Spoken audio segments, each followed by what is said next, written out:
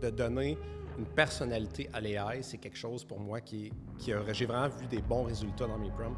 Donc, de commencer ton prompt à place de juste dire « Hey, peux-tu me sortir un résumé d'un article de nouvelles? » Par exemple, tu peux demander « OK, en tant qu'expert, là, sky's the limit. Là, tu peux, en tant qu'expert en journaliste, j'aimerais que tu me sortes un résumé de cet article de nouvelles. » Si tu aimes le contenu de Construis ton avenir avec Patrick Olivier, j'ai observé les statistiques. Les statistiques démontrent que seulement 18% des gens qui écoutent le podcast se sont abonnés à la chaîne. C'est une manière tellement facile de faire progresser le contenu et ça va aider ou impacter d'autres personnes que toi. Si tu veux m'aider, abonne-toi à la chaîne.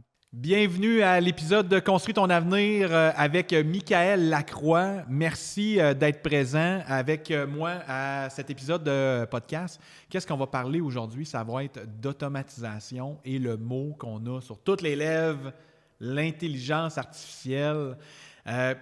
Juste avant, dans le fond, qu'on embarque dans le vif du sujet, pour être sûr de ne pas scraper ta présentation, j'aimerais ça, Michael, que tu te présentes à nous. C'est quoi tu fais? C'est quoi ton service que tu offres? Puis c'est quoi un peu l'univers qu'on va parler aujourd'hui? C'est quoi ton point de vue là, d'entrée dans notre sujet d'automatisation et d'intelligence artificielle? Oui, bien merci. Moi, mon nom, comme tu l'as mentionné, c'est Michael Lacroix. Puis ce que je fais principalement, j'offre des services d'automatisation pour les entreprises. Puis mon but, c'est vraiment important de séparer qu'est-ce qui est un service d'automatisation versus un service accompagné et d'accompagner les gens, en fait, dans leur processus. OK. Puis en fait, pour parler un peu de moi, précédemment, j'ai été en fait dans le domaine minier. Oh! Puis ouais, j'ai fait un gros changement de carrière. Quand même. Puis fait que j'ai jonglé un peu là, durant ma jeunesse. Puis éventuellement, là, je me suis enligné vers le développement logiciel. Okay. Donc, c'est important de savoir que moi, j'ai un bon bagage en développement logiciel. Donc, depuis que je suis adolescent, je fais de la programmation web. Okay. Je fais, en fait, du moment qu'un ordinateur, puis c'est une job technique, en fait, que j'ai besoin d'utiliser ma tête. Moi, c'est vraiment ça qui me fait triper. Okay. Puis, au fil des années, là, j'ai vraiment développé une passion pour l'intelligence artificielle quand ça avait fait son apparition. Ouais. Puis, au fil du développement, au début, quand ChatGPT est sorti, ben là, on a appris, nos clients nous demandaient beaucoup, est-ce que ça serait possible d'intégrer l'intelligence artificielle dans nos logiciels, dans nos applications web? Ouais. Puis là, au début, c'était vraiment hot. Là, si on disait oui, c'est possible que quand tu appuies sur un bouton, ben, on peut faire appel à l'intelligence artificielle pour améliorer le processus, puis pré-remplir des champs, par exemple. Je donne un exemple. Quand exemple, tu scannes le VIN code d'un véhicule, ouais. Exemple, tu peux aller chercher des informations sur Internet. Ouais. Puis là, ce que je vais donner, c'est un exemple d'implémentation d'intelligence artificielle dans un processus. Oui, exactement. Puis souvent, les vendeurs, ce qu'ils devaient faire, c'est qu'ils devaient lire toutes les informations, ils devraient construire la description par eux-mêmes, puis c'est quelque chose qui était beaucoup time consuming. Puis ça a été vraiment mon premier projet où j'ai intégré l'AI. Puis eux, ils ont vraiment, vraiment adoré ça. Puis c'est à partir de ce moment-là que j'ai vraiment... il y a quelque chose qui a décliqué en dedans de moi, puis je me suis dit, OK, ça commence à vraiment être hot, l'AI. Puis j'ai vraiment l'impression que si je suis capable de faire ça dans tous les logiciels et toutes les applications des clients, ça peut vraiment apporter une valeur ajoutée. Okay. Fait qu'à partir de ce jour-là, j'ai vraiment commencé à jouer avec l'AI et triper. Fait que là, je fais vraiment un mix des deux. Tu sais, je mélangeais tout ce qui était mes applications. J'essaie d'amener l'AI avec ça, puis j'ai vu à quel point ça peut être puissant. Puis au début, j'étais un petit peu réticent. Donc, on s'entend au début, quand l'AI est sorti, tu vas se demander, okay, est-ce que ça va flop? Est-ce que... comment est-ce qu'on va naviguer avec ça? Puis à quel point que ça va vraiment... changer ou impacter nos vies? Exactement. Ouais. Puis plus que ça avançait, ben, on sait tout, là, ça allait juste skyrocket, puis c'était juste vraiment, vraiment impressionnant. Puis au fil des années, c'est là que j'ai vraiment plus développé une passion, plus vers le AI et automatisation.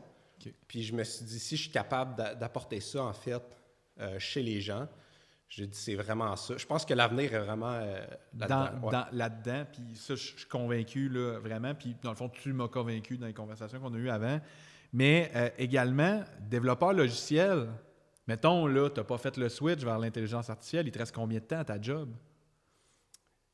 Je ne sais pas. Honnêtement, je ne pourrais pas te donner de réponse. Je ne pourrais pas donner de réponse, mais j'ai lu que Claude, avec Anthropics, il évaluait qu'il reste 6 à 12 mots au développeur logiciel à cause que Claude, il code vraiment plus vite que, dans le fond, il code plus vite que la lumière. Là. Je ne veux pas dire ça de même, j'ai pas la vitesse. Mais il y a des gens qui, dans le fond, leur job va être impacté par l'intelligence artificielle. Puis codeur ou développeur logiciel, j'ai l'impression que ça va être impacté. Toutefois, ton bagage est clairement utile dans ce que tu fais.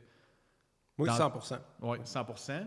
Puis, mettons, là, tu as intégré ça dans les logiciels pour faire, mettons, sauver du temps sur l'auto. Un coup qui scannait le code, juste pour qu'on termine peut-être ton exemple, il scanne, la description a été écrite automatiquement. Oui, dans le fond, tu pourrais extraire toutes les données du véhicule grâce à un VIN code, là, ce qui est le petit code sur la fenêtre de véhicule. Oui, le numéro de série. Exactement. Ouais. Puis avec ça, tu peux demander à l'AI, OK, fais-moi une description. Mais là, on s'entend qu'il y a du prompt engineering qui rentre à l'intérieur de ça. Ouais. Mais tu demandes à l'AI de construire une belle description pour le véhicule. Ouais. Puis à l'aide d'un clic sur un bouton, la description fantastique, tu viens de sauver beaucoup de temps, puis let's go. On pousse ça en vente. Fait que ouais. Clairement. Puis là, je veux juste attraper quelque chose pour que l'auditeur qui nous écoute. C'est quoi un prompt? OK. Un prompt, c'est une commande, c'est une instruction qu'on envoie à l'intelligence artificielle. Okay. Puis c'est beaucoup plus poussé qu'une simple commande. On s'entend? Okay. Fait que tu peux envoyer une commande hyper simple, mais il faut garder en tête que l'AI, il est super, il est rapide, il est vraiment intelligent, mais c'est ça son problème, c'est qu'il sait trop de choses.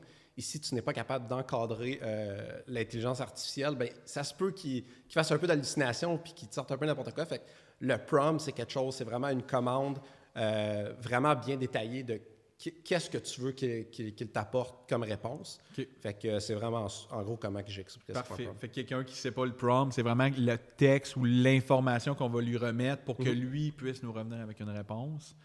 J'entends des fois des gens me dire « Ouais, mais j'ai essayé ça, l'intelligence artificielle, c'est pas si bon que ça. » C'est probablement parce que les gens ont mal prompté. Oui. J'en suis convaincu que c'est... Oui, parce que l'utilisation que tu en fais, tu as le sourire d'en face, dans le fond, depuis que tu as commencé à parler d'intelligence artificielle. D'après moi, tu es convaincu que c'est bon. Oui, 100%. 100%. Puis, as-tu peut-être une technique de prompt? Tu sais, pour expliquer, mettons, c'est quoi les bonnes étapes d'un prompt réussi pour quelqu'un qui utilise, exemple, ChatGPT? Y a-tu des techniques que tu as ou une cédule ou une séquence? Oui, bien, ma technique préférée que...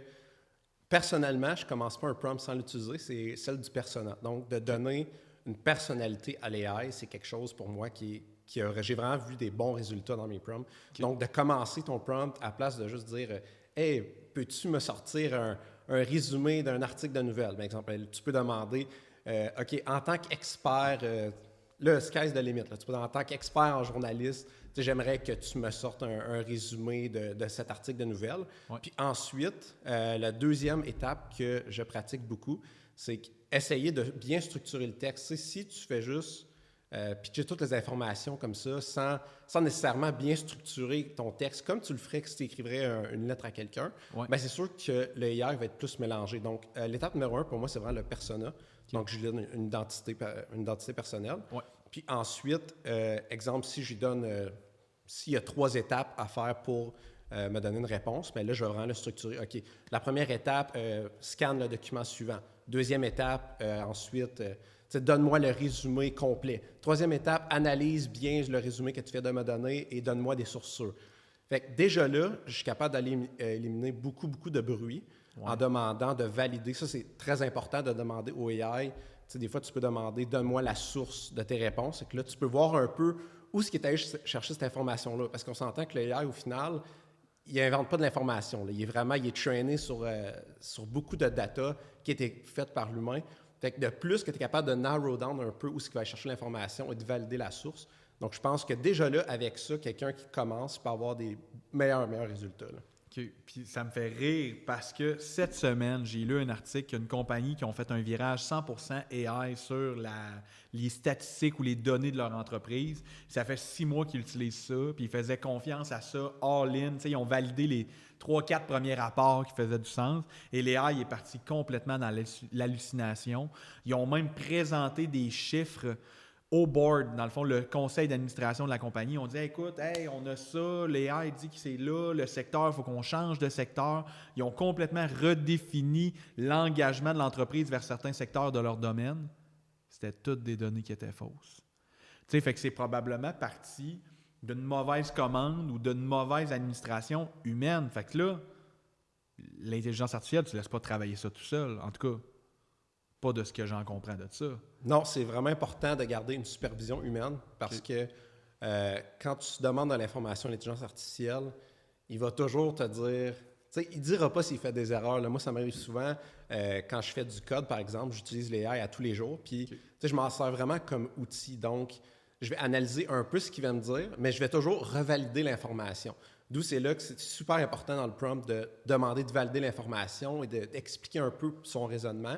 Ensuite, tu peux aller valider en ligne. Donc, déjà là, avec ça, tu sauves beaucoup de temps, mais de laisser le AI... faire 100% de la job. Non, moi, je ne ferais pas confiance parce que, tu sais, quand tu remarques, exemple, je vais encore prendre l'exemple, quand je programme, je demande au AI de me sortir du code. Ouais. Bien là, tu sais, vu que j'ai un certain bagage en programmation, des fois, je suis capable de voir que... Il y a une erreur. Oui, il y a une erreur. Ben, ce qui qui me sort, ça ne fait pas de bon sens. Puis là, j'ai dit, hey, tu sais, revise ce que tu m'as dit parce que telle chose, ça ne fonctionne pas du tout. Ah, tu as totalement raison. Voici la nouvelle solution. Fait que si tu n'as pas ce processus-là, quand tu discutes avec les AI, il faut toujours garder en tête que c'est possible qu'ils hallucinent. Donc, je ne crois pas que c'est une bonne idée de laisser le AI vraiment pitcher toute l'information puis de ne pas revalider. Là. Fait que pour éviter justement là, la situation que tu viens de m'expliquer. Oui, parce que là, tu sais, dans le fond, eux autres, ça avait l'air d'amener des problématiques de probablement plusieurs milliers, voire centaines de milliers de dollars, tout ce qui s'était passé, tu sais, de fermer des lignes de production pour s'enligner vers d'autres projets qui sont complètement des données qui sont non fondées. Je disais que l'intelligence artificielle allait chercher la majorité de ces informations sur Reddit, qui est le plus gros forum au monde. Fait qu'on le sait clairement que Reddit, c'est dans le fond probablement une source très fiable d'informations. Mm-hmm. Toutefois, ça peut être nuancé. Même affaire, je pense que la deuxième source était Wikipédia. Mais tu sais, Wikipédia, ça reste qu'il y a des choses, des fois, qui sont factuellement fausses là-dessus. Fait que si l'IA, il va chercher ce qu'il y a sur Internet, il peut se faire une idée qui est complètement dans le champ ou complètement à côté de la traque. L'intervention d'un humain est importante, mais quelqu'un qui, mettons, dit « Ouais, mais j'ai entendu dire que l'intelligence artificielle, c'est facile et tout », il peut se lancer dans un projet de codage quand même. Il pourrait utiliser Claude d'Anthropics, il pourrait utiliser, dans le fond, des outils qui nous permettent de coder, mais l'intervention d'un professionnel, dans le fond, reste totalement pertinente. Bien, 100%, parce que quand on parle d'exemple, si l'intervention humaine est nécessaire, ou tu sais, comme l'exemple que tu viens de dire, n'importe qui pourrait prendre Claude puis pourrait commencer un projet et coder. Ouais. Ça, je suis d'accord, mais ce que j'explique souvent aux gens, je vais prendre comme exemple le domaine de la construction. Ouais. Si tu donnes tous les outils... OK, moi, exemple, j'ai jamais fait de construction. J'arrive sur un chantier, tu me donnes tous les outils nécessaires, puis tu me dis, OK, fais-moi quelque chose de super simple. OK, fais-moi une rampe ou bien fais-moi un escalier à 2 marches. OK? Bien, j'ai jamais fait ça, mais si tu me donnes tous les outils, le plan... je vais peut-être être capable d'arriver à quelque chose qui fait du sens. Ça va peut-être être croche, ça ne sera pas genre on point, mais ça va... Tu vas y arriver. Mais le problème, c'est que là, du moment que tu me dis, OK, mais si jamais il arrive un problème pendant que tu construis l'escalier, finalement, je vais rajouter une rampe, j'aimerais ça rajouter... je veux faire plus gros avec ça. Bien, c'est là que tu te rends compte que tu frappes un mur parce que tu n'as pas nécessairement les connaissances techniques, puis c'est à partir de ce moment-là que l'AI va peut-être te dire de t'enligner vers un chemin, mais vu que tu n'as pas la connaissance, tu n'es pas capable de savoir... Tu ne sais pas que tu t'enlignes dans le trou, là. Exactement. Ouais. Puis quelqu'un, exemple, qui a fait de la construction pendant 20 ans, bien lui, avec l'expérience, il sait qu'il ne faut pas qu'il prenne ce chemin-là. Ouais. Mais moi qui n'en ai pas fait, l'AI me dit de prendre ce chemin-là, je vais le prendre. Ouais. Éventuellement, je vais me planter, puis je vais un peu être dans le néant parce que là, je vais avoir besoin d'un expert. Fait que oui, je suis d'accord, n'importe qui peut coder, mais le problème, c'est que du moment que le projet prend de l'ampleur, que tu parles de sécurité, que tu parles d'architecture, c'est là le hic. Je vois vraiment que c'est un problème, puis il faut faire extrêmement attention. Okay. Bien là, j'attrape le mot sécurité, j'ai ça qui me résonne dans la tête. La sécurité là-dedans, il peut-y avoir des contraintes de sécurité avec l'intelligence artificielle? Puis là, on part large, là. Mais on peut narrow down, là, mais mettons, je pars de même. Y a-t-il des enjeux de sécurité par rapport à l'intelligence artificielle? Oui, effectivement. Je vais prendre 2 exemples. Un exemple, ce que tu demandes à l'AI de te programmer, exemple, un site web ou une application. Puis cette application-là, elle consomme une base de données avec des informations confidentielle d'un client. Mais en tant que personne qui n'a jamais fait de code, exemple, si pour X raison tu fais une erreur dans ton prompt, tu ne spécifies pas à l'AI, exemple, OK, j'ai pas d'exemple qui vient à la tête, mais si tu ne dis pas, OK, c'est hyper important de faire attention à la sécurité, assure-toi de ne laisser aucune trace de X, Y, OK? Ouais. Bien, si la personne programme, exemple, le logiciel, puis pour X raison, en fait, dans le domaine de la programmation, tu peux afficher les données dans une petite console que tu peux avoir accès sur Internet, par exemple. Fait que si pendant le processus de développement, à un certain point, tu as demandé à l'AI de te donner ce code-là juste pour voir si la liste était correcte, puis ensuite tu dis, OK, continue de construire mon application, mais vu que tu n'as pas les connaissances, tu ne sais peut-être pas que cette liste-là est disponible sur Internet. Exactement. Okay. Fait que là, le worst case scénario, tu publies ton site web, waouh, c'est génial. Mais tu as la liste de clients en arrière. Ouais, puis là, tu ouvres la petite console sur le browser, puis tu vois toute la liste de clients avec l'adresse. Puis ça, l'exemple que je te parle là j'ai déjà vu un exemple justement sur Reddit, que c'est une compagnie qui avait un peu ouvert le gaz sur l'AI, puis il y avait des grosses failles de sécurité comme ça. Fait que c'est là que ça devient hyper dangereux. C'est des choses techniques que les gens qui n'ont jamais touché à du code, exemple, ne sont pas conscients. Puis là, tu sais, ça, c'est un exemple parmi tant d'autres. On parle pas juste de glisser un document par inadvertance dans ChatGPT, puis là, ce document-là, il est disparu. Ben pas disparu, mais il est rendu dans le cloud, là, il est rendu dans le nuage. Mais là, c'est vraiment, dans le fond, quelqu'un qui voudrait se développer quelque chose qui pourrait, par inadvertance, carrément laisser une porte ouverte, une brèche qui peut coûter des milliers de dollars, là. Exactement. Puis là, j'ai pris un exemple super simple pour essayer que ça fasse du sens pour les gens non techniques, mais vraiment, niveau architecture, il y a beaucoup, beaucoup d'enjeux de sécurité que si tu ne connais pas nécessairement le domaine de la programmation puis que tu veux faire un système qui est sécuritaire, la question, c'est qu'est-ce qui dit que c'est sécuritaire en ce moment? Tu ne sais pas, tu n'es pas un expert. Puis l'AI, il ne lèvera pas le flag. Ça se peut qu'il lève le flag. Il va faire la commande que tu as demandé. Exactement. Fait que s'il n'a pas demandé, il y a des enjeux de sécurité. Il va passer douette, là. Exact. La différence avec un expert, que lui, dans sa tête, OK, voici la liste des enjeux. La différence entre lui et quelqu'un qui n'a jamais programmé, c'est que l'expert va pouvoir dire à l'AI, OK, bâtis mon programme, puis on s'entend qu'il y a un gros prompt, mais assure-toi que point A, point B, point C, tout ça est respecté. Okay. Seulement si c'est respecté, là, on tu peux me le donner. Mais quelqu'un qui ne connaît pas ça, tu peux pas. Ah non, clairement, il fait une application. Là, je voyais Lovable, là, juste pour le nommer, là, puis avec un prompt de 3 lignes, tu es capable de faire une application. Là, mais dans le fond, cette application-là, clairement, elle doit être craquable, elle doit être facilement piratable. Puis s'il y a des données sensibles à l'intérieur. Je viens de dire ce mot-là. Es-tu capable d'argumenter ou de me dire c'est quoi pas argumenter, mais de me dire c'est quoi une donnée sensible? Mettons quelque chose qu'on évite naturellement de glisser dans l'intelligence artificielle. Numéro d'assurance sociale, adresse, numéro des comptes bancaires. Il y a tout ce qui peut. Toute l'information que tu pourrais retracer une personne, en fait. Moi, je considère que c'est des données sensibles. Fait que numéro de téléphone, adresse, dans le fond, le nom, numéro d'assurance sociale. Les cartes bancaires. Des rapports d'impôts, là, tu sais, dans le fond. Oui, exactement. Tout ça, Comme par exemple dans le domaine financier, je sais que pour qu'un client rentre, exemple pour faire ses placements ou whatever, tu as besoin de beaucoup d'informations, j'imagine. Là, je ne connais pas toutes les informations, mais toutes les informations nécessairement que tu as besoin, comme les revenus mensuels de la personne. C'est toutes des données confidentielles qui pourraient se retrouver sur Internet. Exactement, oui. Parce que j'avais, tantôt, quand on a parlé de ça, se retrouver sur Internet, j'avais vu un article qu'ils ont retrouvé comme 300 000 conversations ChatGPT sur Google. Pourquoi? Parce que les gens, probablement, sont en version gratuite, sont en version, dans le fond, entraînent le modèle, puis dans le fond, des gens sont capables de retrouver ces conversations-là. Et quand on n'est pas conscient qu'il peut avoir des problèmes, c'est pas... Dans le fond, on réinvente pas le feu et la roue là, avec l'intelligence artificielle. Là, c'est quelque chose de nouveau, mais qui va apporter énormément de bien. En tout cas, je vais l'envoyer dans l'univers. Il va apporter énormément de bien, mais il y a des précautions à prendre, clairement. Là. Quelqu'un qui écoute ça et dit « OK, là, t'as peu, là, tu viens de me convaincre de ne pas faire ça par moi-même. » là. C'est quoi la première étape? Tu automatises, tu mets de l'intelligence artificielle. Là, on entend ça. Là. On rentre l'intelligence artificielle partout. Mais j'ai l'impression que dans une conversation avec toi, tu me dis « T'as peu, là. » Il y a des choses à faire avant l'IA, avant de rentrer ça. Ça serait quoi les premières étapes? Bien, la première étape, tu sais, comme tu l'as mentionné, c'est vraiment le hot topic. Tout le monde, ça me prend du AI, ça me prend absolument du AI. Puis souvent, j'ai remarqué que les gens qui ont le plus besoin d'AI, mais c'est les solopreneurs, ceux-là qui, tu sais, qui partent en business, puis qui ont besoin, tu sais, ont besoin d'aide supplémentaire. Mais là, tu n'as pas nécessairement le capital, tu sais, d'engager des gens. Fait que souvent, cette personne-là essaie de tout faire par lui-même. Puis éventuellement, ben, il va utiliser l'AI. Puis souvent, ces gens-là, ils vont se dire, OK, j'ai besoin d'un agent AI, j'ai besoin...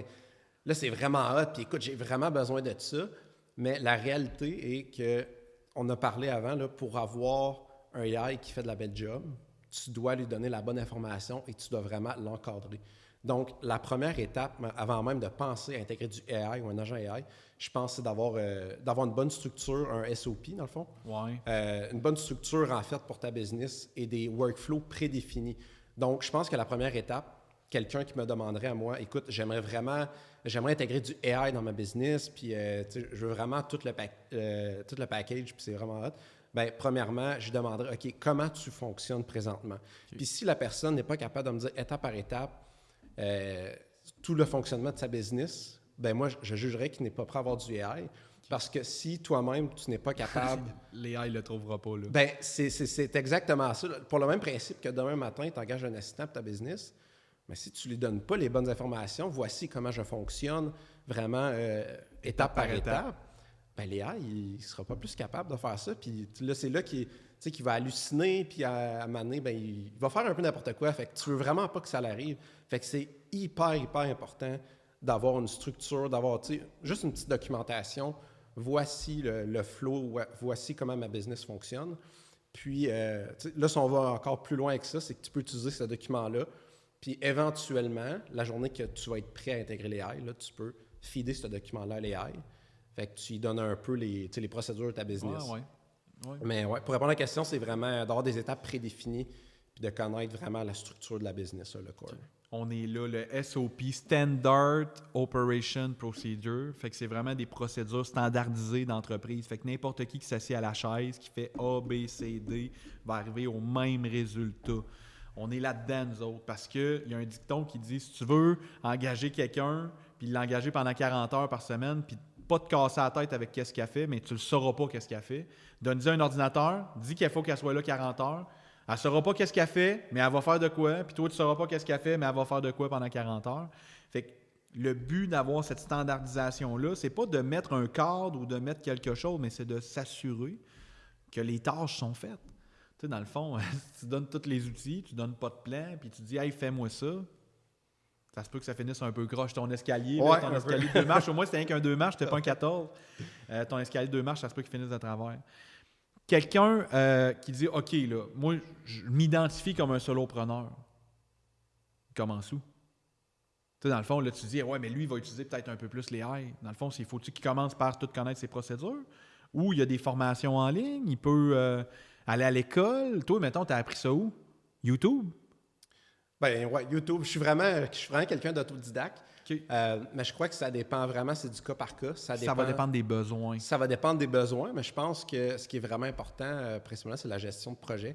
Donc, quand tu apprends, quand tu es capable de développer une mentalité de comment je gère les projets de ma business, ben c'est là qu'automatiquement, tu n'as pas le choix d'avoir une certaine nomenclature puis d'apporter un peu de structure. Fait que je pense qu'il y a quelqu'un qui voudrait commencer, puis là, tu dis le terme SOP, puis structure, puis il est comme « Ah, tu sais, où je m'enligne avec tout ça? » Mais je pense que, tu sais, de regarder, tu sais, juste des formations gratuites comme sur YouTube, puis il y a du super bon contenu, tu sais, comment bien structurer un projet, puis là, c'est souvent, il va apporter des outils comme « OK, ben tu peux commencer avec... exemple, le Google Workspace, OK, commence par placer au moins tous tes contrats dans une Google Sheet. Tu sais, là, ce que je dis là, c'est des procédures super simples, mais je pense que quand tu apprends un peu comment gérer les projets de ta business, c'est un bon départ, puis ça t'amène justement à mettre une certaine structure dans tes processus. Okay. Clairement, ça me fait penser à un prompt que tu pourrais probablement prendre avec ChatGPT juste pour le nommer, mais ça pourrait être Gemini, ça pourrait être Claude, ça pourrait être n'importe quel. Mais positionne-toi en tant que professionnel de structure de tel type d'entreprise. J'aimerais développer les SOP des employés. Peux-tu me guider par rapport à ça, étape par étape? Qu'est-ce qu'il faut que tu fasses? Pose-moi les bonnes questions afin de bien comprendre mon entreprise. Ça va avoir pris 32 secondes, il va te générer ça, puis là, il va te poser des questions. Puis là, dans le fond, avec ça, ça va devenir en quelque sorte un coach ou un guide pour arriver à développer les SOP. En fait, hier matin, c'est ça que je faisais. OK. Hier matin, c'est ça que je faisais parce que, dans le fond, ça devient, je ne veux pas dire un casse-tête, mais c'est impossible pour moi de scaler mon entreprise si je ne sais pas qu'est-ce que je dois déléguer. Mm-hmm. Dans le fond, j'ai bien beau dire « Hey, travaille 40 heures semaine », mais ça se peut-tu que les résultats ne soient pas qu'est-ce que j'ai escompté, d'après toi? Ouais. D'après toi, c'est sûr, c'est ça. L'automatisation, mettons, parce qu'on a parlé d'intelligence artificielle, mais tu dis que d'un fois, avant de rentrer l'intelligence artificielle, on a de l'automatisation à faire avant. Quand on parle d'automatisation, c'est quoi? J'ai une ligne de fabrication de voitures, les portes vont se souder automatiquement, puis c'est un robot, il faut que j'engage des robots, ou c'est complètement un autre genre d'automatisation? C'est un autre genre d'automatisation. Peut-être que dans le futur, il va y avoir des robots partout, mais pour l'instant, quand je parle vraiment d'automatisation, ça peut être quelque chose d'hyper simple. Je vais prendre comme exemple une compagnie de déménagement qui fait des déménagements. Exemple, ça peut être juste d'envoyer un message. Exemple que la compagnie a un Google Calendar, puis dans le calendrier, ils ont toutes leurs visites, exemple, ou tout leur déménagement. Bien, quand je parle d'automatisation, ça peut être tout simplement 24 heures à l'avance, 72 heures à l'avance, envoyer un texto par SMS. Okay. Si la personne ne répond pas, puis il reste 24 heures avant la visite, bien là, ça pourrait être de lancer un courriel au propriétaire ou à la personne responsable. OK, toujours pas de réponse. Là, juste de recevoir ce petit texto-là, là, tu pourrais lancer un appel. Oui, est-ce que j'appelle pour confirmer? Fait que ça, c'est un petit exemple d'automatisation qui est vraiment utile là, parce que tu sais, quand tu veux scaler et tu as beaucoup de clients, tu as beaucoup de rendez-vous, je pense que c'est hyper facile d'oublier. Tu sais, oublier un rendez-vous, ou bien, OK, lui, est-ce qu'il m'a confirmé, est-ce qu'il m'a pas confirmé? Tu sais, je suis comme pas sûr. Puis ça peut être pour quelqu'un, une femme de ménage. Ça a l'air niaiseux, mais tu sais, une femme de ménage qui gère beaucoup de ménage, souvent, c'est des tâches répétitives. Exemple, OK, à chaque jeudi, à midi, exemple, j'ai un rendez-vous, j'ai un ménage à aller faire. Bien là, ça peut être encore le processus d'envoyer un message à la personne. Ça peut être aussi d'établir à la base, OK, mon client A, à chaque jeudi à midi, il y a une visite à sa maison. Bon, bien, ça veut dire qu'à chaque jeudi, automatiquement, tu pourrais créer l'événement dans le calendrier, envoyer un message avant l'événement pour confirmer un peu la visite. Okay. Fait que je te dirais qu'automatisation, c'est plus niveau macro, exemple. Là. Puis je pense que ça peut déjà apporter une bonne valeur. Là.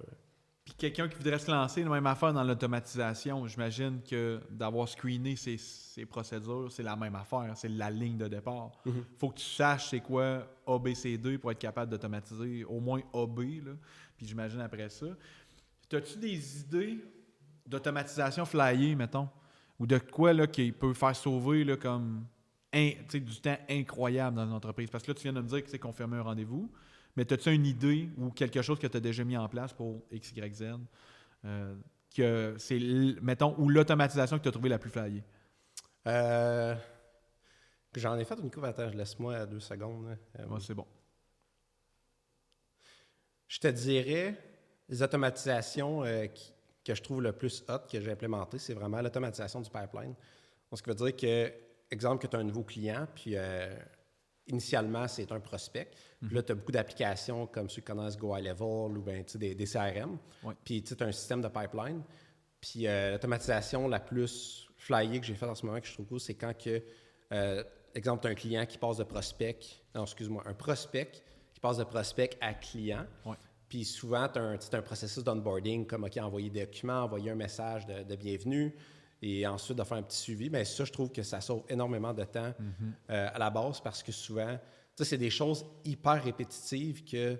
C'est souvent négligé. Bien, exactement. Fait que... On a d'autres choses à faire. Dans le fond, écoute, envoyer un courriel, OK, ça ira demain. Puis là, finalement, 2-3 jours plus tard, tu ne l'as pas fait. Puis regarde, ça ira au prochain prospect. Puis dans le fond, c'est probablement que ça peut te faire gagner en crédibilité. T'sais, dans le fond, on apparaît dans le regard de ton client. Là, ou de ton, ben là, oui, là, il est tombé prospect qui est à client. Là, fait que dans le fond, apparaître dans le regard du client. Ça peut faire une... Tu peux-tu faire de la personnalisation assez facilement avec ça? J'imagine que oui. Oui. Fait qu'au lieu d'envoyer « Bonjour, cher client » à tous tes clients la même lettre, dans le fond, l'automatisation peut s'assurer d'automatiser des champs. Il me semble que c'est ça. Des champs, puis de faire quelque chose. Okay. Fait que ça serait...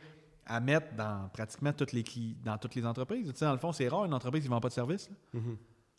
C'est très rare. En tout cas, j'en connais pas vraiment. Y a-tu... Là, on parle à un gars de construction. Là. Ouais, mais là, moi, dans le fond, une compagnie de construction, là, je bâtis des maisons, des affaires de même. C'est quoi les choses que tu automatiserais d'une compagnie de construction? Y a-tu des choses que tu viens tout de suite à l'esprit? Oui. L'exemple que j'ai pris tantôt avec les rendez-vous, Ouais. ça, j'ai l'impression que ça pourrait être intéressant. Ouais. Mais je pense que je connais pas beaucoup le domaine de la construction. Ouais. Mais je pense que j'apporterais ça. Tu sais, toi, tu as fait beaucoup de construction, je pense que tu peux me Ouais. valider. La validation de plans versus les demandes du client. OK. Donc, si le client... Donc, pour exemple, si le client demande des changements ou tu sais, il demande des demandes additionnelles, mais exemple, ça pourrait être de remplir un petit formulaire de demande. Puis ensuite, ce que tu préfères, c'est que ces demandes-là sont automatiquement placées dans un dossier client. Ouais. Puis là, justement, avec les AI, tu pourrais comparer un peu c'est quoi les demandes du client. Puis, la soumission initiale. Exactement, mettons, la soumission initiale. T'es right on target parce que j'ai déjà... Ouais.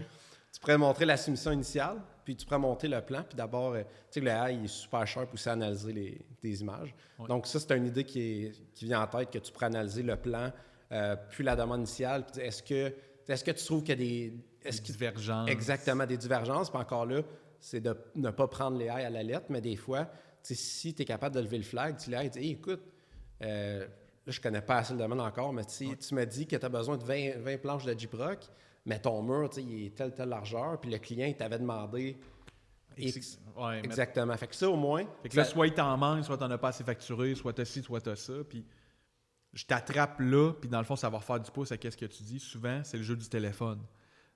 Le gars sur le chantier, moi, quand je travaillais sur la construction, moi, j'étais chef d'équipe. Fait que dans le fond, il fallait que je rapporte à mon boss « Hey, rappelle tel client parce qu'il y a une augmentation à faire. » Puis des fois, il me donnait le message. Puis là, le client, ça prenait 2-3 jours avant que le gars il se fasse appeler par mon boss parce que des fois, ça ne fit pas. Puis là, dans le fond, il faut qu'on avance. Il faut que je le ferme, le mur. Il faut que je ferme les affaires. Puis on n'a pas pris de note.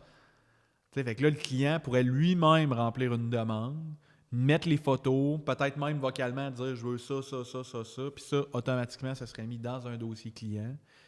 Clairement pour te sauver probablement de la misère. Parce que, tu sais, dans le fond, un coup que le dossier il est beau, le chèque est donné, on s'en fout. Mm-hmm. Mais quand que le dossier il est un peu boiteux puis qu'on n'a pas de notre chèque, c'est là que ça devient important d'avoir des belles notes. Bien, exactement. Puis c'est là aussi que ça devient important d'avoir une structure parce qu'avec l'exemple que tu viens de me donner, si on implémenterait ça, bien là, OK, à quel endroit j'envoie le document? De quelle façon que je sais si je dois rappeler telle personne? À quel numéro que j'envoie ces documents-là? Exemple, tu dis, OK, bon, mais le document est détecté dans le drive. OK, il y a une nouvelle demande qui est demandée. Qui est-ce que je contacte? Là, ça pourrait être d'envoyer un texto. Hey, voici une demande qui est demandée par X client. Puis là, tu dis, oh, OK, il y a une demande, une nouvelle demande. Fait que là, ça te permet d'aller voir. Mais tout ça, il faut quand même que ça soit déposé à quelque part. Puis tu dois un peu indiquer qui contacter dans ce cas-là. Oui. Puis tu sais, il y a des étapes à suivre par rapport à ça. Puis ça, c'est clairement, c'est une idée parmi tant d'autres. Écoute, j'avais une clip sur mon pare-soleil avec toutes les factures que j'accumulais. Fait que j'ai même vu du monde, des fois, juste prendre des photos, puis les factures s'en vont se mettre dans un Airtable. Puis dans le Airtable, toutes les TPS, TVQ, mettons, sont sortis. Puis toutes les affaires. Fait que, tu sais, pour la personne qui s'occupe de la comptabilité, puis de faire les DAS ou les taxes à tous les 3 mois. Mais clairement, c'était plus facile de le faire de même. Fait que, tu sais, dans le fond, l'employé prend des photos, ça s'automatise, ça s'en va à telle place, puis, tu sais, dans le fond, ça devient gagnant de temps. Y a-tu quelqu'un de payant à rentrer manuellement des factures? Non. Non? Je pense pas. Puis, mettons, l'automatisation, ça coûte quoi? Tu sais, c'est 100 000, 200 000 $ par mois? Non.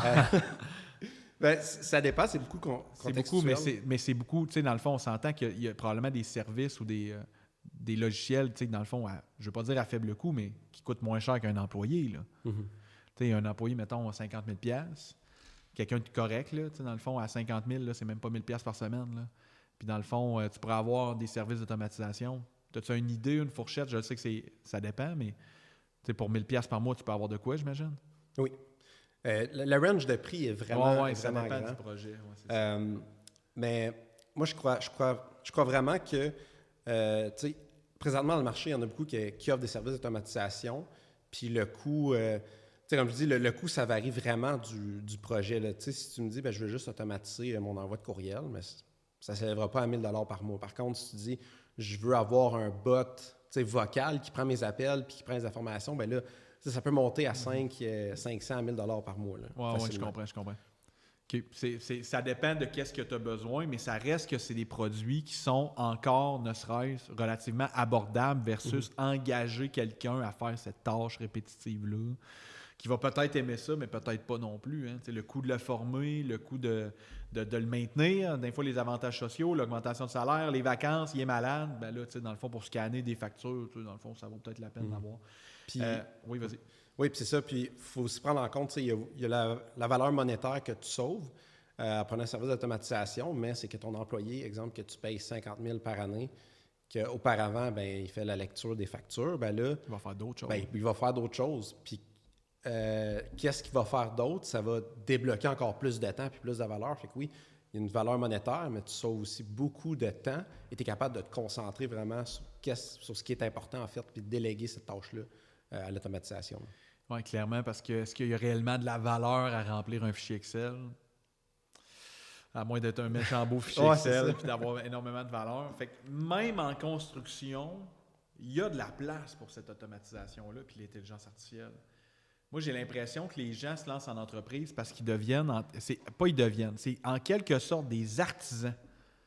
Mais là, en te lançant en artisan, mettons, une compagnie de construction dans les années 1980, tu envoies ta lettre au notaire par la poste, tu reçois tes téléphones, puis si tu n'es pas là, il laisse un message sur la cassette. Puis dans le fond, tout était plus lent. Maintenant, un entrepreneur en construction, j'ai l'impression que ça y prend un site web, potentiellement des leads. Tu as parlé d'un CRM tantôt. Fait qu'un Customer Relationship Management, qui est dans le fond, qui s'occupe de la relation avec tes clients. Fait qui tu dois relancer cette semaine, c'est qui a des projets à venir. Toutes les informations sont consolidées au même endroit. Fait que plutôt que d'être sur le même pad de papier que tu as pris des notes, puis finalement, c'est pas numérisé, c'est tout au même endroit. Fait que quelqu'un qui se lance en entreprise de construction aujourd'hui, il y a de la paperasse à faire. Il y a du stock là, pour monter un... Bien, je pense que du moment que tu offres un service client, il y a la place à l'automatisation. Fait que... C'est ça. Je vais t'arrêter là, mais c'est inévitable. C'est ça le mot à peu près que je cherche. Si t'es pas là, t'es où? T'es nulle part. Si t'as pas de service client ou t'as pas de logiciel client, dans 5 ans, une entreprise sans automatisation, sans AI? J'ai de la misère à m'imaginer ça dans 5 ans parce que, tu sais, encore là, aujourd'hui, quelqu'un qui veut se partir en construction, exemple, puis ça peut être le meilleur menuisier, ça peut être le meilleur, là, mais il y a encore le problème de toute la partie administration. Puis, des fois, ça fait beaucoup sur le poids des épaules d'une seule personne. Puis j'ai l'impression qu'il y en a beaucoup qui pourraient quitter en cours de chemin ou un peu se décourager parce que c'est lourd, puis ils sont pas capables de se concentrer vraiment sur qu'est-ce qu'ils aiment faire et leur passion. Fait que j'ai l'impression qu'il y a beaucoup de solopreneurs qui se partent en affaires puis disent « OK, moi, j'adore la construction, je vais construire des maisons, puis, je vais faire de quoi de fantastique, je vais me construire un empire. » Mais là, quand il vient tout le côté administration, côté paperasse, côté organisation, bien, c'est là que le stress peut devenir hyper pesant. Puis j'ai l'impression qu'il y a beaucoup de gens qui quittent à cette période-là. Puis, fait que, pour répondre à ta question, dans 5 ans, c'est vraiment difficile de me projeter à l'avenir parce que ça avance tellement vite. Il y a tellement beaucoup de développement avec l'AI que j'ai vraiment de la difficulté à me projeter dans l'avenir. Mais si on suit à la vitesse que ça l'a accéléré les dernières années, j'ai du mal à avoir une entreprise qui n'utilise pas du tout l'automatisation, pas d'AI dans 5 ans. Okay. Sincèrement. T'as de la misère. Ouais. La seule raison, ça serait genre salon de yoga. Puis encore là, il va falloir qu'il automatise de quoi sur son site web. Dans le fond. Ouais. Okay, parce que sinon, tu manques des opportunités, les autres vont être en avant de toi. Exact. Quelqu'un qui utilise l'AI, mettons aujourd'hui, il prend-tu des parts de marché qu'il n'y avait pas dans les dernières années? J'ai l'impression que oui. Tu as l'impression que oui. Puis, y a-tu des gens que tu penses qui ne sont pas au courant de ça encore? J'ai l'impression que oui. Ouais? Oui. Ben, pas au courant. Non, je crois pas qu'ils sont pas au courant, mais j'ai l'impression qu'il y en a beaucoup qui sont réticents. Puis du moment que tu dis le mot AI, ils sont comme, ça va être une pause, ça va passer. Mais encore là, je pense vraiment que l'AI, c'est une phase dans l'évolution humaine qui est... Je pense vraiment que c'est un turning point, un peu comme l'Internet, un peu comme l'électricité, un peu comme l'industrialisation. Donc, j'ai vraiment l'impression que c'est un processus qui se répète souvent. puis qu'il y a une nouvelle technologie qui arrive, c'est comme ça va être révolutionnaire, puis ça va être un point pivot dans l'histoire de l'humanité complètement. Là, tout a changé. Fait que je fais vraiment référence à l'Internet, comme tous les points que j'ai expliqués, puis j'ai vraiment l'impression qu'il y en a beaucoup qui rejettent l'AI, mais en fait, ils n'auront pas le choix de l'accepter puis de travailler avec parce que j'ai l'impression qu'il va être beaucoup trop en arrière là, d'ici 5 ans. Ben, le dicton, tu l'as sûrement déjà entendu. C'est pas l'AI qui va remplacer les humains, mais les humains qui utilisent l'AI vont remplacer les humains qui ne l'utilisent pas. Je sais que ça paraît un peu intense comme phrase. J'ai eu quelqu'un en entrevue dans la saison 3, on parlait d'AI avec Patrick Renaud, puis il y a quelqu'un qui a même écrit un commentaire « Ah, vous êtes donc bien sensationnalisme, ça ne se repassera pas comme ça. » C'est correct.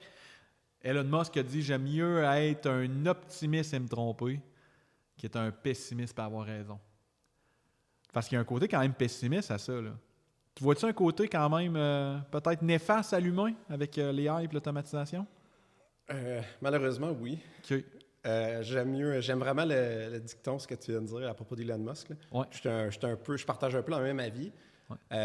Je suis quelqu'un de hyper optimiste avec l'AI, mais je pense aussi que ça pourrait apporter autant de bien autant que ça pourrait apporter du mal. J'ai pas l'impression qu'il va y avoir un in-between. En ce moment, on est un peu entre les deux parce que c'est nouveau. Mais malheureusement, j'ai l'impression que oui, ça peut apporter beaucoup de mal. Mais je vais rester optimiste puis je vais me dire que ça va super bien aller. Puis, Exact. Puis on va avoir raison en plus. Ouais, c'est ça qui va être cool. Ouais. OK, parfait. Puis ton optimisme, mettons, j'attrape ça. T'as-tu toujours été optimiste? Non. Non? Non? Puis qu'est-ce qui fait que maintenant tu es entrepreneur puis que tu as un côté optimiste? As-tu un côté développement personnel? Y a-tu un côté... es-tu capable de me parler un petit peu plus de qu'est-ce que tu fais peut-être dans la vie de tous les jours? As-tu une routine? As-tu des habitudes qui sont peut-être hors du commun, mais qui peuvent aider quelqu'un qui nous écoute? Oui, en fait, j'ai pas toujours été optimiste. Quand j'étais plus jeune, j'étais tout le contraire de ce que je suis aujourd'hui. Okay. Ce qui m'a vraiment aidé, j'ai un événement dans ma vie qui m'a fait que j'ai vraiment eu besoin de refléter un peu sur la personne que j'étais. Puis, j'ai vraiment une période que je me demandais un peu où est-ce que je m'enlignais. Tu sais, la période un peu de découverte. Ouais. Puis, c'est à ce moment-là que j'ai découvert un peu... En fait, je suis une personne très spirituelle. Puis quand je dis spirituel, je parle pas nécessairement de quelqu'un de religieux. Ouais. Pour moi, quelqu'un qui est dans la spiritualité, c'est quelqu'un... comment je peux expliquer? C'est quelqu'un qui travaille beaucoup sur son mindset, puis qui est capable de faire une réflexion sur lui-même, puis qui est capable d'être hyper ouvert d'esprit. Donc, je te dirais que j'ai commencé avec les affirmations. Okay. Donc, j'ai vu ça passer sur YouTube, des vidéos d'affirmation de 1 heure. Ouais. OK, c'est super intéressant, puis j'ai commencé à faire cette pratique-là. Puis éventuellement, je me suis dit, OK, c'est le fun, mais il y a peut-être plus que ça. Pourquoi qu'à force de se répéter une phrase positive dans sa tête, pourquoi est-ce que ça a un impact? Fait que c'est là que j'ai commencé à creuser. Là, j'ai découvert c'était quoi des subliminaux. Donc, en fait, c'est de recevoir des messages, mais le son est tellement réduit que ton conscient n'est pas capable de percevoir le message. Donc, ça va directement dans ton subconscient. Puis ça, ce que ça fait, c'est que ça reprogramme ton cerveau un peu. Ça reprogramme complètement ton mindset. Puis là, j'ai dit, OK, le concept est super intéressant. Puis, tu sais, c'est là que j'ai vu que des subliminaux, en fait, ça a toujours existé. Là. Dans le temps, il y avait des annonces, puis une annonce de McDonald's, il y avait Big Mac qui passait pendant 0,1 seconde. Tu le vois pas, mais soudainement, tu as envie de manger un Big Mac, right? Oui. Ben c'est ça. Fait que là, avec les subliminales, j'ai vraiment commencé à écouter ça tous les jours. Puis là, plus que j'ai fouillé, puis là, je trouvais que j'étais plus de bonne humeur. Puis là, je me suis dit, est-ce que c'est un effet placebo ou c'est dans ma tête? Puis là, à un moment donné, je me suis dit, regarde, je vais arrêter de me dire ça. L'important, c'est que je me sente bien. Mm-hmm. Fait que j'ai vraiment continué à explorer. Puis là, c'est là que j'ai découvert aussi tu pouvais écouter des fréquences, en fait, puis ton cerveau, il dégage une certaine fréquence électrique, en fait, là. Ouais. Puis, en fait, en écoutant des fréquences, mais ton cerveau est capable de s'adapter à ces fréquences-là. Donc là, exemple, avant d'aller me coucher à tous les soirs, j'écoutais tout le temps 1 heure de subliminaux avec des fréquences. Puis ça sonne vraiment... ça sonne niché un peu, là, mais pour moi, en tout cas, ça m'a vraiment aidé. Puis mais tu as mis des choses qui sont hors de l'ordinaire, on va dire ça comme ça, mais j'ai l'impression que les anciens peuples, on va dire ça, ou les ancêtres, avaient des connaissances que nous avons oubliées ou perdues. Puis moi, la spiritualité, tu sais, dans le fond, tu as donné ta définition, mais la spiritualité, c'est quelque chose qu'on est capable d'expliquer, mais qu'on ne voit pas.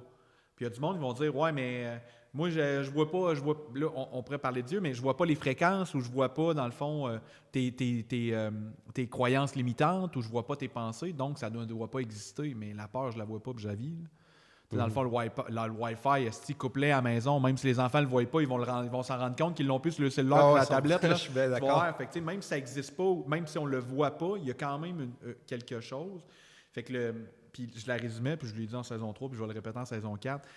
Quand je me suis inscrit pour mon demi-Ironman avec Yann, puis que ma femme, dans le fond, elle était de l'autre bord de la porte, puis que j'ai ouvert la porte, elle n'avait pas besoin de me le dire qu'elle était en tabarnak, je le comprenais. Dans le fond, c'est des fois, il y a une interaction où il y a quelque chose qu'on comprend avec les autres humains ou par rapport à une situation qu'on n'est pas capable de mettre un mot immédiatement sur la situation, mais on a compris. Mais pourquoi qu'on a compris? C'est parce que spirituellement, l'humain est connecté avec des fréquences que notre cerveau va capter puis notre cœur va émettre. Je le sais, c'est sauceux, mais écoute, j'en vais lire là-dessus. Il y a un livre, tu as dit l'effet placebo. You're the placebo. Tu es le placebo de Joe Dispenza. As-tu déjà eu la chance de... Non, moi, le livre qui a vraiment changé, c'est Le Secret. Oh oui! Oui. C'est vrai, j'ai oublié de mentionner ça, mais j'ai... Comme Rhonda Byrne, la fin de même. Ouais, ben, je suis sûr de son nom, mais ouais, ça ressemble à ça. Mais oui, en fait, dans les débuts, justement, quand j'ai fait beaucoup d'exploration, puis j'ai commencé aussi à développer une certaine passion pour les livres de développement personnel. Ça aussi, ça m'a vraiment aidé. Puis donc, c'est un peu un mélange de tout. J'étais vraiment en période d'exploration. Puis là, j'ai lu le livre Le Secret. Là, j'ai commencé, OK, c'est quoi des fréquences? Ah ouais, OK. Fait que si j'écoute des vidéos, mon cerveau va s'adapter à ces fréquences-là, tu sais. Intéressant. Tu gardes vraiment un esprit ouvert. Si ça fonctionne, tant mieux. Ouais. Puis, j'ai vraiment rassemblé toutes ces connaissances-là. J'ai essayé de les appliquer à tous les jours. Puis moi, en tout cas, personnellement, j'ai vraiment vu une grosse différence dans la vie de tous les jours. Puis, c'est là aussi vient la loi de l'attraction. Ouais. Donc là, à force de te répéter une pensée, puis essayer pas juste de le visualiser, mais de le sentir, parce que ce qui est important de savoir aussi dans ce domaine-là, c'est que le cœur dégage beaucoup plus de fréquences énergétiques que le cerveau, en fait. Fait que de visualiser, de répéter une phrase dans ta tête, ça fonctionne, mais si tu ne dégages pas l'émotion avec la pensée, ben, tu as beaucoup moins de chances de l'attirer. Donc, OK. Fait que là, à une certaine étape, je te dis, OK, bon, ben pourquoi je suis pas capable d'attirer ce que je veux? OK, je dois mettre plus d'émotion. Fait que là, c'est vraiment répéter des affirmations, de visualiser, dégager l'émotion comme si tu possédais déjà ce que tu avais. Comme si c'était déjà accompli. Exactement. Déjà un succès. Ouais. Puis, à partir de ce moment-là, je me suis vraiment mis à pratiquer ça intensément. T'sais, à tous les soirs, 1 heure, c'était vraiment ma routine. Puis j'ai commencé à voir que ma vie allait beaucoup, beaucoup mieux. Okay. Puis, tu sais, je faisais des tests là, comme ça a l'air niaiseux, mais ma copine, ça fait longtemps que j'étais célibataire. Puis là, justement, je l'ai rencontrée. Puis j'avais commencé à pratiquer la visualisation et tout. Puis, en tout cas, je sais pas si c'est à cause de ça, mais ça a fonctionné. Puis, parce que tu as visualisé la copine que tu as. Oui, exactement. Okay. Puis, tu sais, ça a l'air niché. C'est peut-être pas à cause de ça. Puis là, par la suite, ben, tu sais, tout ce que je voulais avoir, puis on s'entend, c'était des choses positives, non négatives. J'essayais de répéter ce processus-là. Puis j'ai remarqué qu'à chaque fois que j'étais bien aligné puis que je faisais bien les exercices, pour moi, ça a fonctionné. Puis depuis que je fais ça, je trouve que j'ai beaucoup d'opportunités qui s'ouvrent à moi. Puis j'ai beaucoup moins... Tu sais, s'il arrive quelque chose dans ma vie, j'ai vraiment l'impression que... Tu sais, je prends plus cet événement-là comme un... Comment je pourrais dire? Comme une étape nécessaire dans mon cheminement. Puis tout ça, pourquoi je suis capable de voir ça de cette façon-là, c'est grâce à tous les exercices de visualisation, c'est grâce à toutes les connaissances que j'ai avec la spiritualité. Puis je pense que tu peux y croire comme tu peux ne pas y croire, mais au final, l'important, c'est que si tu es capable de devenir une meilleure personne, si tu es capable d'avoir une meilleure vie grâce à ça, tu sais, pourquoi ne pas essayer? Pourquoi ne pas t'ouvrir l'esprit? Pourquoi rester Thomas, là, tu sais, dans le fond? Là, tu peux critiquer, tu peux dire « Ah non, ça n'existe pas », puis tout, mais dans le fond, de s'ouvrir l'esprit. Moi, là, je te le dis, là, on se parle là, il y a 10 ans, je t'aurais dit ouais, « c'est avec tes patentes, là. Va-t'en allumer ton encens, là, puis ça va être correct. » Mais maintenant que j'applique ça dans ma vie, puis Le Secret, qui est un excellent livre, puis il y a je pense que c'est la magie, hein? Le livre « La magie », dans le fond, comme appliquer le secret, dans le fond, avec des affirmations puis des écritures pendant 21 jours, puis tu es capable de faire venir des événements ou d'attirer dans ta vie des événements, dans le fond. Ça peut être des objets, ça peut être des événements, des opportunités, de rencontrer des gens, rencontrer une conjointe. Ça paraît fou. Toutefois, c'est une loi. La loi de l'attraction. Tu sais, dans le fond, la loi de la gravité, ou techniquement, tu sais, dans le fond, la pesanteur, où quand tu sautes d'un avion, au poids que tu as là, on va savoir mathématiquement à quelle vitesse tu vas frapper le sol. Je vais le frapper, ça. Tu vas le frapper, c'est ça. Puis à quelle vitesse tu vas frapper le sol, parce que c'est mathématique, c'est une loi. Fait que cette loi de l'attraction-là, c'est une loi qui est mesurable. Imagine le soleil, la lune, les astres, tout est là, puis ça se mesure, cette loi d'attraction-là. Fait que c'est la même chose qu'on a avec nous spirituellement. Fait que, puis ça fait combien de temps que tu pratiques ça? Écoute, là, j'ai 29 ans, puis depuis mes 19 ans, je dirais début 19 ans, j'ai commencé à vraiment être intéressé. Ouais. Quand même, fait qu'un 10 ans, puis là, j'imagine dans tes chums, tu devais être un peu, je veux pas dire, je ne sais pas comment, le dingue, non? Non, mais tu devais être l'illuminé du village, toi, là. Ouais, quand même, tu sais, j'allais partir avec mes chums, puis là, des fois, je partais en soirée, puis je parlais juste de ça, puis tu sais, au début, ça me passionnait tellement, mais j'ai remarqué que c'est quelque chose que, tu sais, j'étais fier d'en parler, mais malheureusement, j'ai remarqué que c'est pas tout le monde qui a la même ouverture d'esprit. Puis au fil des années, je me suis rendu compte que des fois, pas que les gens me jugeaient, mais je leur parlais, mais j'ai l'impression que j'allais pas tant les chercher que ça. Puis, tu gaspilles ton énergie. Exactement. Je me suis rendu compte que je gaspillais mon énergie. Fait qu'au fil des années, j'ai appris à vraiment être sélectif avec qui je parle de ça. C'est plus quelque chose que je garde pour moi, mais si quelqu'un m'ouvre une porte, c'est sûr que je vais la prendre.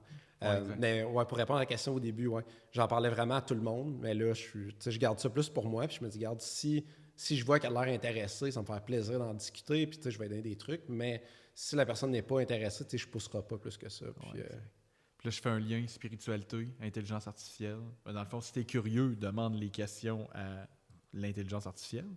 Moi, ça arrive des fois, là, je veux approfondir certains sujets. Là, je vais demander, par rapport au livre Le Secret, peux-tu me réexpliquer la loi de l'attraction pour me la mettre en détail? Papa, on va relire ça, juste me la remettre à l'esprit. Des fois, on va pas besoin de rechercher le livre. Là. L'information, elle est présente. Ce que je pense qu'on a comme mal aujourd'hui dans la société, ce n'est pas un manque de connaissances, c'est un manque de passer à l'action. Es-tu quelqu'un qui a passé à l'action dans les dernières années? Je te dirais que plus dans la dernière année que... OK, dans la dernière année, parce que tu as lancé ton service qui est... Oui, mon service, en fait, moi, j'ai ma propre compagnie, en fait, de développement logiciel. Puis, j'offre aussi des services d'automatisation. Puis là, c'est important de savoir que les services d'automatisation, moi, en fait, je suis un expert accrédité de Xavier. C'est quoi Xavier, en fait? C'est le service d'automatisation que j'offre, mais par contre, c'est vraiment indépendant de mon service en développement logiciel. Puis, ce qui est important, en fait, de savoir, c'est que j'agis, en fait, sous la bannière Xavier, mais je suis 100% indépendant. Donc, je ne suis pas un représentant de Xavier.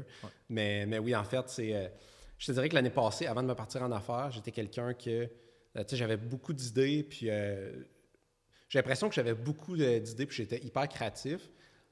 Mais plus en fait que je vieillis, plus je me rends compte que tu as beau avoir les meilleures idées, tu as beau être un génie, si tu ne passes pas à l'action, ben tu vas amener tes idées avec toi dans la tombe. Là. Fait que c'est là, puis un peu, quand j'ai commencé à me partir en affaires, je me suis rendu compte, OK, c'est bien beau me partir en affaires, mais j'ai besoin de clients, j'ai besoin de discuter avec les gens, j'ai besoin d'avoir un réseau.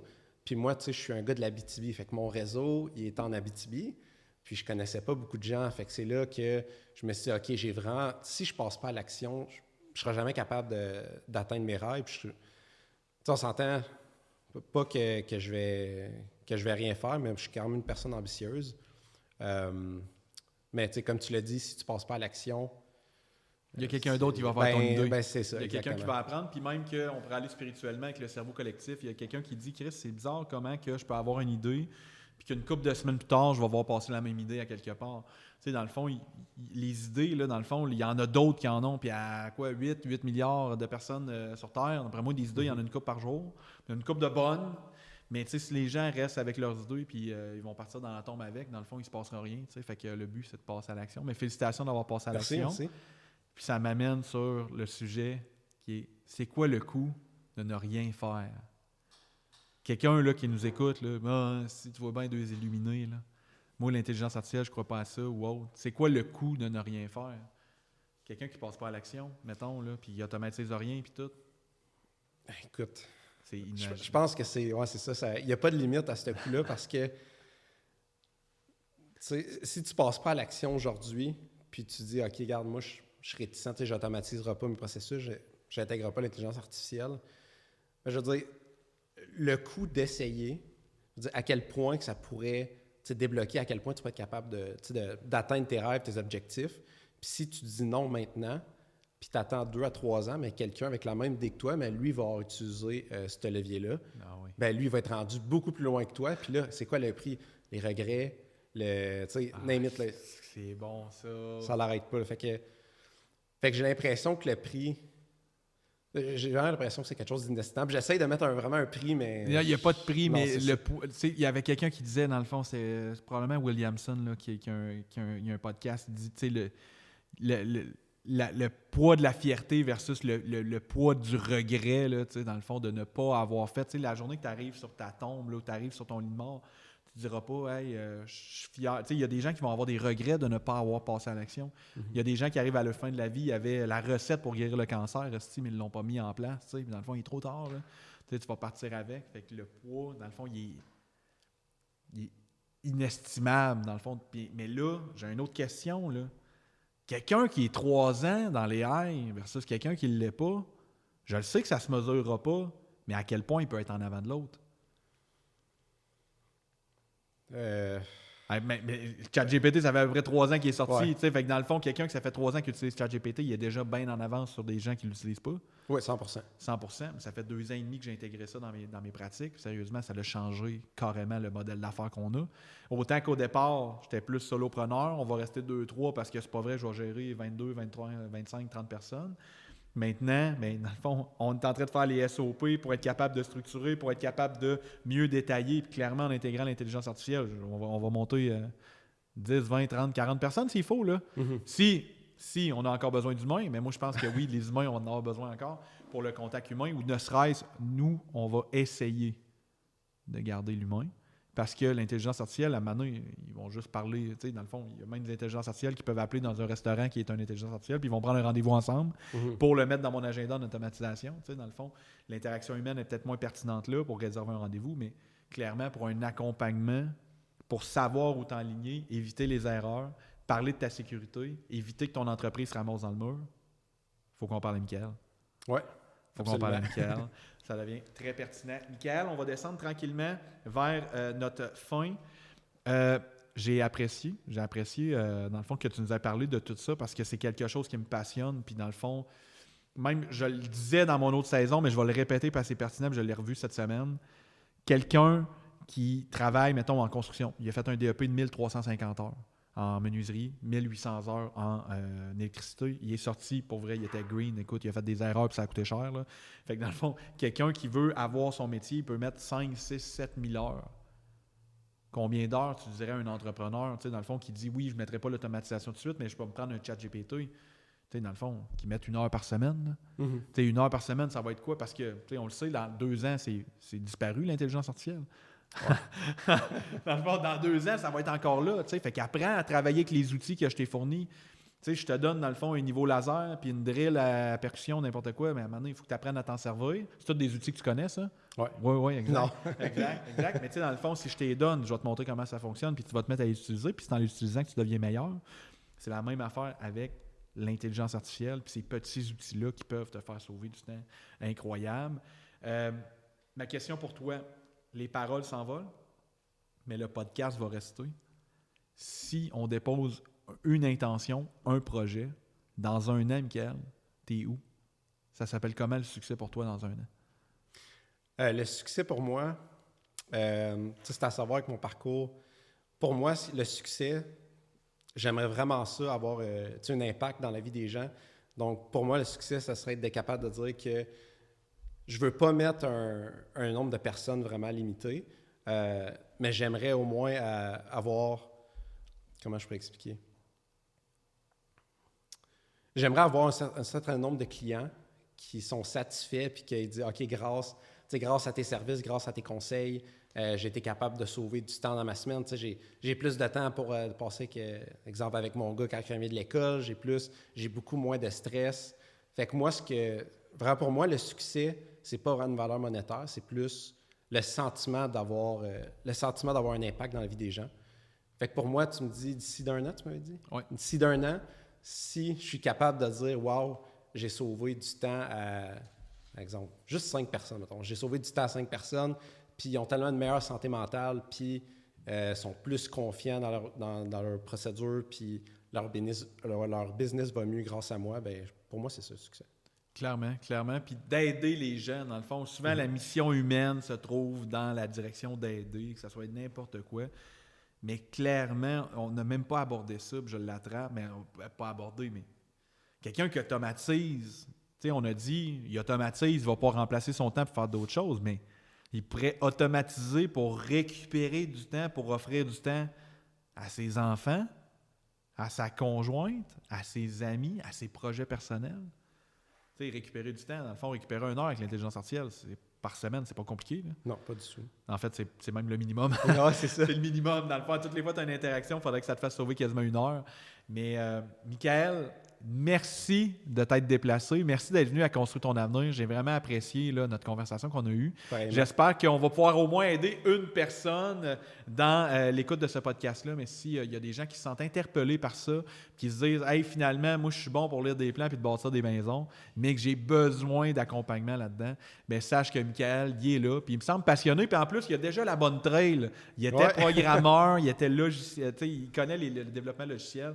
Fait qu'il devrait être capable de ramener son intelligence artificielle pour pas qu'il s'en aille dans le clos.